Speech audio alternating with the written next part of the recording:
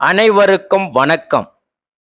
அன்பார்ந்த குரு வாரிசு அன்பர்களே, இன்றைக்கு நாம் எதை பற்றி பார்க்க போறோம்னா, வருகின்ற செவ்வாய் பகவானுடைய கிரக பெயர்ச்சி. அதாவது என்னங்க, செவ்வாய் பகவானுடைய கிரக பெயர்ச்சி. நாம இதுக்கு முன்னாடி சுக்கிர பகவானுடைய கிரக பெயர்ச்சியை பற்றி பார்த்தோம். இப்ப இந்த செவ்வாய் பகவானுடைய கிரக பெயர்ச்சி 12 ராசிக்காரர்களுக்கு எப்படி அனுகூலமாக இருக்க போகிறது என்பதை பற்றியும் பார்ப்போம். ஃபர்ஸ்ட், செவ்வாய் பகவான்னா யாருன்னு பார்க்கலாங்க. அங்காரகன், அதாவது சிவப்பு நிறத்துல இவர் இருக்கிறதுனால செவ்வாய் பகவானை அங்காரகன் அப்படின்னு ஒரு பேர் வச்சு அழைக்கிறாங்க. அதாவது இவர் போர்க்கடவுளுங்க. பிரம்மச்சாரியம் கடைபிடிக்கக்கூடியவர் தாங்க இந்த செவ்வாய் பகவான். அது மட்டும் இல்லாம இவர் பூமாதேவியின் மகனுங்க. நம்ம பூமாதேவியின் மகனாக இருக்கிறதுனால தான் செவ்வாய் பகவானும் பார்த்தீங்கன்னா பூமி காரகன் அப்படின்னு அழைப்பாங்க. அதே போல இந்த செவ்வாய் பகவான் அதிகமா எந்த ராசிக்கு உகந்தவர் அப்படின்னு பார்த்தீங்கன்னா, அதாவது ராசிக்கு அதிபதி அப்படின்னு பார்த்தீங்கன்னா மேச ராசிக்கு இவர் அதிபதிங்க. அதே போல விருச்சிகம் ராசிக்காரர்களுக்கும் இவர் அதிபதிங்க. ஸோ இந்த 2 ராசிக்குமே பார்த்தீங்கன்னா செவ்வாய் தாங்க அதிபதி. அப்ப இவர் நல்லா பாருங்க, இவர் தாங்க இடம், பூமி, மண், மனை என அழைக்கப்படக்கூடிய காரகன், பூமி காரகன். அதே போல செவ்வாய் பகவானுடைய ஒரு மிகப்பெரிய விஷயம் என்ன அப்படின்னு பார்த்தீங்கன்னா, செவ்வாய் பகவான் ரொம்பவே தைரியசாலிங்க. அதே தைரியமானவர், வீரியமானவருங்க. அதனால இவரை தைரியக்காரகனும் ஒரு பக்கம் அழைப்பாங்க. நம்மளுடைய தைரியம், வீரியத்துக்கு காரகர் யார் அப்படின்னு சொன்னா கண்டிப்பா அது செவ்வாய் பகவான். அவரை பத்தி தான் நம்ம இப்போ பார்க்க போறோங்க. இதுக்கு முன்னாடி செவ்வாய் இருந்தது இடம் வேற. இப்ப செவ்வாய் பகவான் உச்சமாயிருக்காருங்க. அதாவது செவ்வாய் பகவான் மகரம் ராசியில உச்சமாயிருக்காருங்க. அப்ப இந்த பெயர்ச்சிங்கிறது எல்லா ராசிக்குமே செவ்வாய் பகவான் ரொம்பவே உச்சத்துல இருக்கிறாருங்க. உங்களுக்கு தைரியம், வீரியம் அதிகரிக்கணும்னா அந்த பெயர்ச்சி பத்தி தான் நாம இப்ப பார்க்க போறோம். தனுசு ராசியில இருந்து மகர ராசிக்கு செவ்வாய் பகவான் பெயர்ச்சி ஆகிறாருங்க. அதுவும் உத்திராட நட்சத்திரத்துல 2ஆம் பாகத்துல அவரு பெயர்ச்சி ஆக போறாருங்க. உச்சமாக போகிறாருங்க. எவ்வளவு நாளைக்கு இருக்கிறாரு அப்படின்னு பார்த்தீங்கன்னா, மார்ச் மாதம் 14ஆம் தேதி வரைக்கும் அவரு இருக்க போறாருங்க. ஒரு ராசியில பார்த்தீங்கன்னா, பொதுவா ஒரு ராசியில மேக்சிமம் 45 நாட்கள் இவர் சஞ்சாரம் செய்வாருங்க, இந்த செவ்வாய் பகவான். அப்ப இந்த 45 நாளும் எல்லா ராசியுமே பொதுவா சொல்றேன், நிறைய நல்ல பலன்களை கொடுக்க போறாருங்க இந்த செவ்வாய் பகவான். அதே போல கால புருஷனுடைய 10வது வீட்டுக்கு இவரு வராருங்க. நம்மளுடைய பெயர், புகழ், அந்தஸ்து, கௌரவம் என அந்த இடத்துல நிக்கிறாருங்க. அப்ப நிறைய ராசிக்கு எது மாதிரியான ஒரு பலனை கொடுக்க போறாருன்னு தெளிவா இப்ப பார்க்க போறோம்ங்க. பொதுவா யாருமே மண், மனை, வீடு, நிலம், வாகனம், வண்டி, பூமி என ஆசை இல்லாத மனுஷனுங்களே இந்த கலியுகத்துல இருக்க மாட்டாங்க. அதனால கண்டிப்பா அவர்களுக்காண்டி தான் இந்த வீடியோ. இதுல கடைசி வரைக்கும் இந்த வீடியோவை நீங்க பாருங்க. நாம ஒவ்வொரு நட்சத்திரத்துக்கும் சரி ஒவ்வொரு விதமான பலன்கள் தொடர்ச்சியாக கொடுக்கிறோம். இந்த செவ்வாய் பகவானுடைய கிரக பெயர்ச்சி பத்தி தான் இப்போ நாம பார்க்க போறோம். ஆகையால வாங்க விரிவா இந்த வீடியோவை பார்க்கலாம். அன்பார்ந்த துலாம் ராசி அன்பர்களே, பொதுவாக துலாம் ராசி எதிலுமே உழைக்கக்கூடிய ராசி தாங்க. கடினமா உழைக்கக்கூடியவங்க, அந்த கடினமான உழைப்பை காட்டக்கூடியவங்களும் துலாம் ராசி. தான் குடும்பத்துக்காக எல்லாத்தையுமே கஷ்டப்பட்டு உழைக்கக்கூடிய குணம் யாருக்கிட்ட இருக்கு அப்படின்னு பார்த்தீங்கன்னா, துலா ராசிக்காரர்கிட்ட அதிகமாக இருக்குங்க. அதோடைய உருவம் பார்த்தீங்கன்னா, தராசுங்க.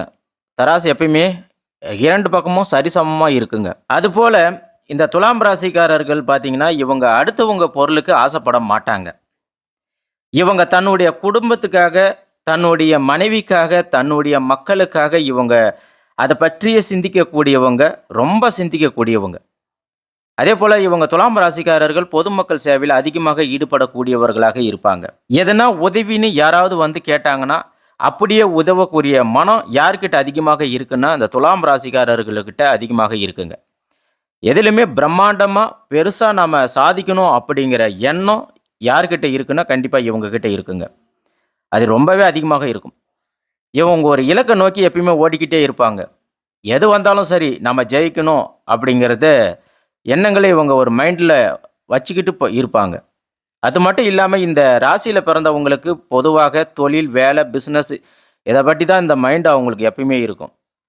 இது காலபுருஷனுடைய 7வது ராசி தாங்க இந்த துலாம் ராசி.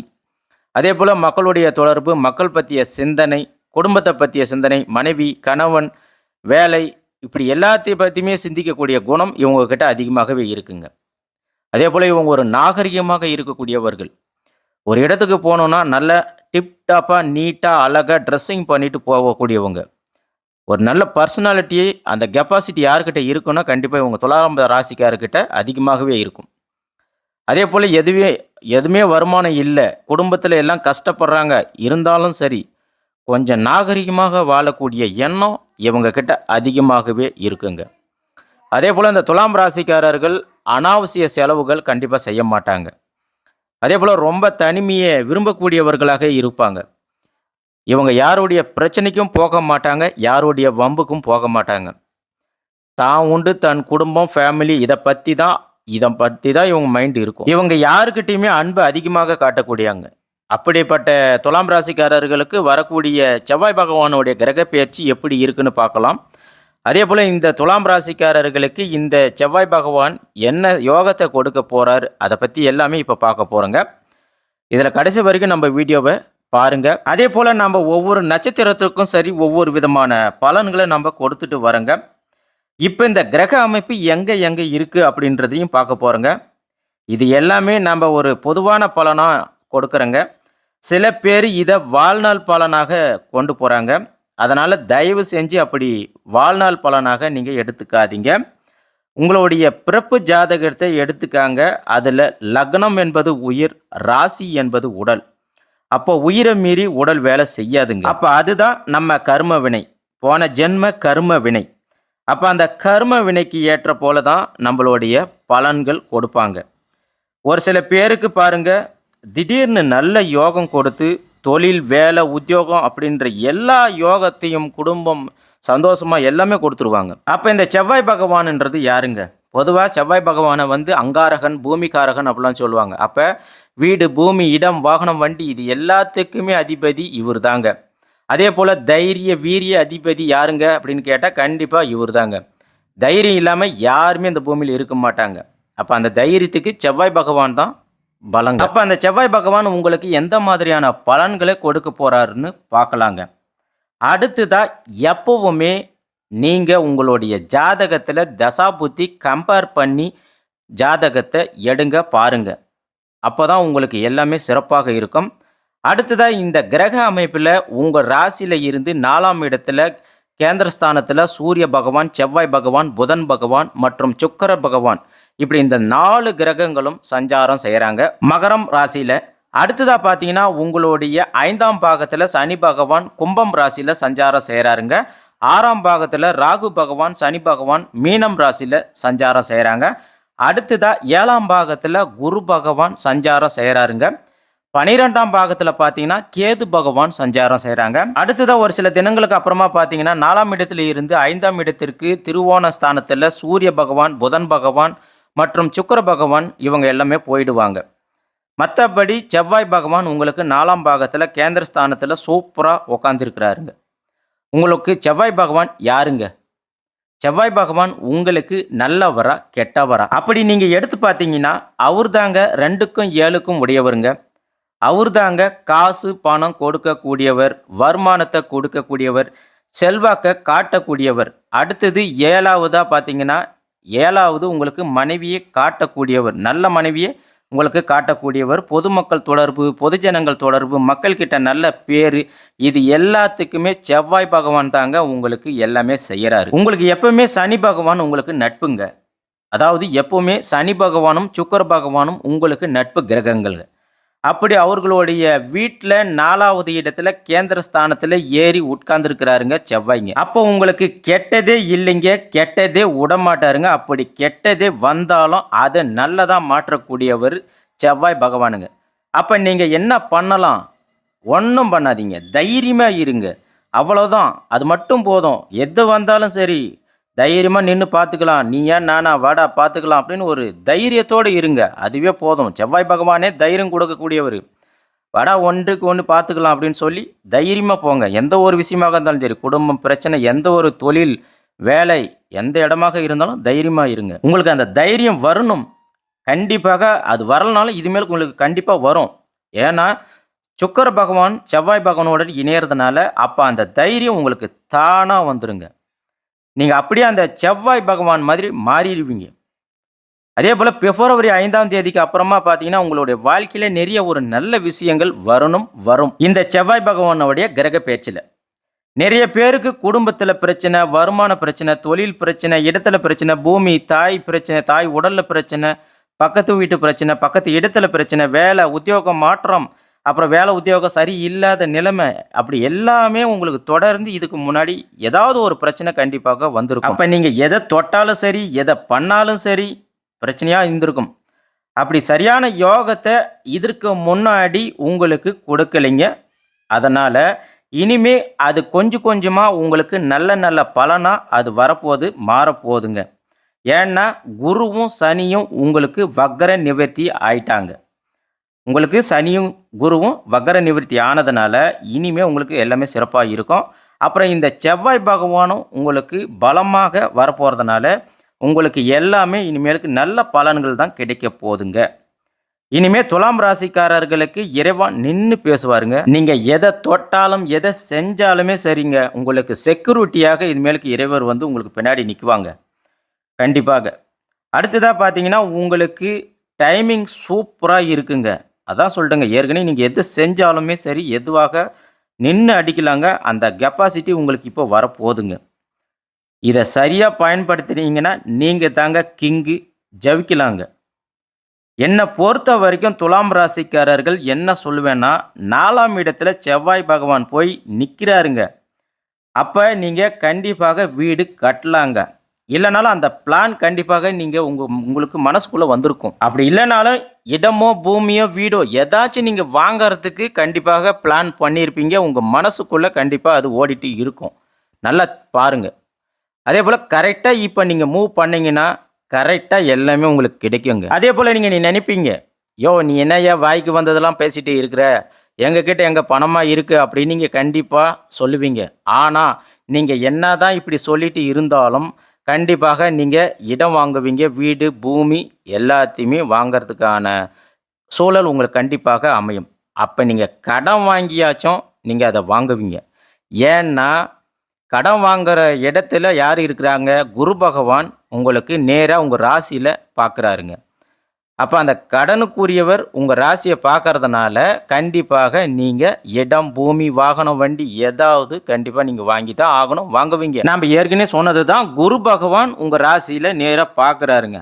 அப்போ கடனுக்குரியவர் உங்கள் ராசியை பார்க்கறதுனால கண்டிப்பாக நீங்கள் கடன், லோனு ஏதாவது ஒன்று வாங்கியாச்சும் இடம், பூமி எல்லாமே வாங்குவீங்களா இல்லையா? அந்த எண்ணமாவது வருமா வராதா? கண்டிப்பாக உங்களுக்கு வரும். வீடு, இடம், பூமி, வாகனம், வண்டி வாங்கக்கூடிய நேரம் வருது. கண்டிப்பாக நீங்கள் வாங்குவீங்க. அதே போல் நீங்கள் இப்போ வீடு கட்டலாமா, தைரியமாக கட்டலாமா அப்படின்னு நீங்கள் நினச்சிங்கன்னா கண்டிப்பாக தைரியமாக ஆரம்பிக்கலாங்க. அடுத்து இந்த 45 நாளில் உங்கள் வீட்டில் ஏதாவது ஒரு சுப காரியம் நீங்கள் கண்டிப்பாக பண்ணுவீங்க. அது வீடு கிரகப்பிரவேசமாக இருக்கட்டும், ஏதாவது ஒரு சுப காரியம், சுப செலவு கண்டிப்பாக உங்களுக்கு வரும். வண்டி வாகனம் வாங்குறது, இடம் வாங்குறது கண்டிப்பா நடக்கும். துலாம் ராசிக்காரர்களுக்கு இதுக்கு மாற்று கருத்தே கிடையாது. நீங்க கண்டிப்பா ஏதாவது ஒரு பொருள் வாங்குவீங்க. அதேபோல நீங்க வெளிநாடு, வெளியூர் பயணங்கள் கண்டிப்பாக உங்களுக்கு சூப்பரா இருக்கும். எல்லாமே அங்க தொழில்ல எல்லாமே சூப்பரா அமையும். அதேபோல துலாம் ராசிக்காரர்கள் தொழிலுக்கு அதிபதி யாருன்னா துலாம் ராசிக்காரர்கள் தான். அப்ப நீங்க உங்களுடைய தொழில் சார்ந்த விஷயங்கள் எல்லாமே சூப்பரா இருக்கும். அது ஏன் நாங்க சொல்றோங்கன்னா, உங்களுக்கு 2ஆம் வீட்டு அதிபதி உச்சம் ஆயிட்டாருங்க. பலமா இருக்கிறாரு. உச்சம் ஆயிட்டாருன்னா 10ஆம் இடத்த பார்க்குறாரு. இப்ப நீங்க பண்ணுங்க. தொழில் துறையில சிறப்பா விளங்குவீங்க. கரெக்ட்டா பண்ணீங்கன்னா, எல்லாமே ஜெயிக்கக்கூடிய நேரம் இப்ப உங்களுக்கு இருக்கு. செவ்வாய் பகவான் உங்களுக்கு 10ஆம் இடத்த பார்க்கறதுனால, 7ஆம் பார்வையாக உங்களுக்கு பார்க்குறாருங்க. எல்லா பலமும் உங்களுக்கு கிடைக்கும். அவருடைய பார்வை உங்களுக்கு சூப்பரான பார்வைங்க. அதேபோல உங்களுக்கு ஜாதகத்த பார்த்து நீங்க தொழில் பண்ணீங்கன்னா, கண்டிப்பாக உங்களுக்கு சூப்பரா இருக்கும். அதேபோல வேலை, உத்தியோகத்தில இடமாற்றம், அ புதிய கம்பெனிக்கு நீங்க போணும்னு நெனைப்பீங்க. ஸோ இந்த மாரி விஷயம் எல்லாமே நீங்க என்ன நெனைக்கிறீங்களோ, அது எல்லாமே உங்களுக்கு வெற்றிகரமாக அமையுங்க. அது கண்டிப்பாக 100% உங்களுக்கு வெற்றியாக வரும். அதேபோல உங்களுக்கு புரமோஷனும் கிடைக்கிறதுக்கு வாய்ப்புகள் இருக்கு. திருமணம் சார்ந்த விஷயங்கள்ல பார்த்தீங்கன்னா, காதல் திருமணம் செய்வதற்கு சூப்பரா இருக்கு. அதேபோல உங்களுக்கு மனதுக்கு பிடித்த பெண்ணை நீங்க திருமணம் செய்றதுக்கான சூழ்நிலையும் இருக்கு. ஏன்னா, சுக்கிர பகவான் உங்களுக்கு 5ஆம் இடத்துல போறதுனால, உங்களுக்கு திருமண பாக்கியம் அமோகமாக இருக்கு. சொத்துக்கள் வந்து பார்த்தீங்கன்னா, உங்களுக்கு பூர்வீக சொத்துக்கள், பிரச்சனைகள், வழக்குகள் எல்லாமே உங்களுக்கு சாதகமாக வரும். நீங்க தான் ஜெயிக்குவீங்க. பொருளாதாரத்த பொறுத்தவரைக்கும் பொருளாதார வளர்ச்சி உங்களுக்கு சிறப்பாக இருக்கு. அதேபோல மாணவ, மாணவியருக்கு கல்வி, படிப்பு எல்லாமே சிறப்பா இருக்குங்க. அவங்க நல்லா படிப்பாங்க, நினைச்சத படிப்பாங்க. அதேபோல அரசு வேலைக்கு படிக்கிறவங்களும், அரசு வேலைக்கு எழுதுறவங்களும் கண்டிப்பாக ஜெயிப்பாங்க. அதேபோல இந்த துலாம் ராசிக்காரர்கள் ஷேர் மார்க்கெட்ல இன்வெஸ்ட் பண்றது, கமிஷன் பேஸ்ல தொழில் பண்றது, அப்புறம் பிசினஸ் பண்றது இது எல்லாமே உங்களுக்கு வெற்றிகரமாக சிறப்பாக அமைஞ்சிருக்குங்க. பெண்களுக்கு பார்த்தீங்கன்னா, செவ்வாய் பகவான் உச்சத்தில இருக்கிறதுனால, உங்களுக்கு இனிமே எல்லாமே தைரியமாக இருப்பீங்க, வீரியமாக இருப்பீங்க. எத தொட்டாலும் நீங்க வெற்றியாக இருக்கக்கூடிய தருணங்க இது. எப்பயுமே தைரியமா இருந்தாவே போதுங்க. உங்களுக்கு படிப்பு, வேலை, குடும்பத்தில பிரச்சனை எல்லாமே உங்களுக்கு சுமூகமாக முடியுதுங்க. அதேபோல கணவன் மனைவி இடையே பிரச்சனை, பணம் கொடுத்து ஒரு இடத்துல ஏமாந்திருக்கிறது, குழந்தை பாக்கியம் இல்லாம இருக்கிறது, இது எல்லாமே உங்களுக்கு சிறப்பாக அமையப்போகுதுங்க. இந்த துலாம் ராசிக்காரர்களுக்கு இந்த செவ்வாய் பகவானுடைய கிரக பெயர்ச்சி அவங்களுக்கு அனுகூலமான பலன்கள் இருக்குங்க. மிஸ் பண்ணாதீங்க. நன்றி, வணக்கம்.